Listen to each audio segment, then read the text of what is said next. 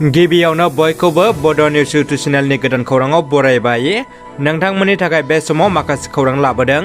भिडिअखौ जोबजासे नायलांनो दाबाव आरो चेनेलाव गोदानब्ला अन्नानै साबस्क्राइब खालामना बेल आइकनआ अलाव होनानै ला आरो भिडिअखौ लाइक कमेन्ट शेयार खालामनो गुरै खावलायबाय।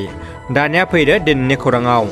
गिबि खौराङाव दङ एसएसएलसि एबा मेट्रिक आनजाद लिरगोन फरायसाफोरनि थाखाय गोनांथार खौरां। 2023 बोसोरनि खुंनो गोनां मेट्रिक आनजादनि अक्ट'खौ फोसावबाय। 3 मार्चनिफ्राय 20 मार्चसिम खुंजागोन मेट्रिक आनजादा। बे बोसोरनि मेट्रिक आनजादखौ गोदान सोलोंथाइ खान्थिनि गेजेरजों खुंनाय जागोन होनना मिथिनो मोन्दों। रांखोस लाग्रा मण्डलखौ हमदों। आसाम सोरखारनि directorate vigilance anti corruption Assam हान्जाया बर'मा खाजोना बेंखननि लाट मण्डल अनुप बर'खौ रांखोस लाबाय थानाय समावनो हमदों। रांखोस लाग्रा अनुप बर'आ दायो जोबथेसालिनि आलासि जानाङो। समाज सिबिग्रा जिसुआ चम्फ्रामारिया बेरामाव गोग्लैनाय दुखुथिया सुबुंखौ अनसायदों।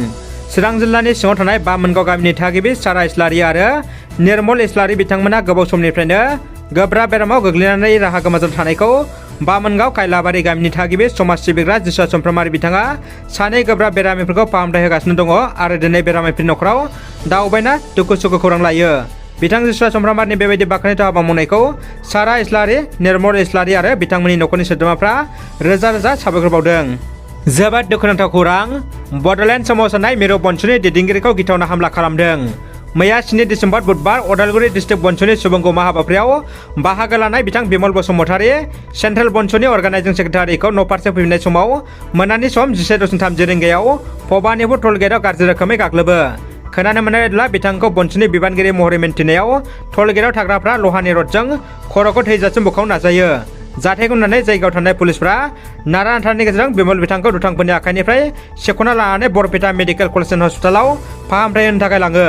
नाथाय बे हस्पिटालाव बिमलनि गाज्रि अबस्थाखौ नुनानै जिएमसिएचआव दैथायहरो। बिथांखौ दा जिएमसिएचनि आइसिइउआव एडमिट खालामनानै फाहामथाय होगासिनो दं होनना मिथिनो मोन्दों। 35 बोसोर बैसोनि कनक औवारिया गोमानानै दङ। सालाकाथि पुलिस थानानि बेन्दोंआव थानाय जलपाइगुरि गामिनि बिरेन्द्र औवारि आरो रुंसारि सितार औवारिनि नैथि फिसाज्ला कनक औवारिया थांनाय डिसेम्बर दाननि 3 खालार मोनाबिलि 7 रिंगानिफ्रायनो गोमानानै दङ। बिफा बिरेन्द्र औवारिनि फोरमायनाय बायदिब्ला गावनि फिसाज्ला कनक औवारिखौ गोबां नागिरबा मोननो हायाखै। न'खरनि मानसि, आलासि एबा खुरमा बाहागि गासिनियावबो खौरां लानाय उनावबो मोननो हायाखै। बेनिखायनो सोरबाफोर बहाबा नुबाय बायदिब्ला 8133019250 बे मबाइल नाम्बाराव फोरमायहरनो खावलायहरदों। बनसुनि सुबुं फोनांजाब नेहाथारि सन्जय नार्जारिनि सायाव अदालगुरि जिल्ला एबसुआ गोख्रों सोंखारदों। अदालगुरि जिल्ला एबसुनि लेङाइ आफादगिरि कर्नेलियास दैमारिया बनसुनि सुबुं फोनांजाब नेहाथारि सन्जय नार्जारिनि सायाव खेंफोरथि होना सोंखारदों। मैया बनसुनि सुबुंगौमायाव खौरांगिरिनि सिगाङाव एबसुनि आफादगिरि दिपेन बर' बिथांखौ बदलाइन मोननाय क्राइटेरिया गैया होनना बुंनाया नंखाय होनना रोखा फोरमायो। नंखाय बुंनायनिफ्राय बनसुखौ गोजोन थानो खावलायो एबसुआ। दुखुनि खौरां।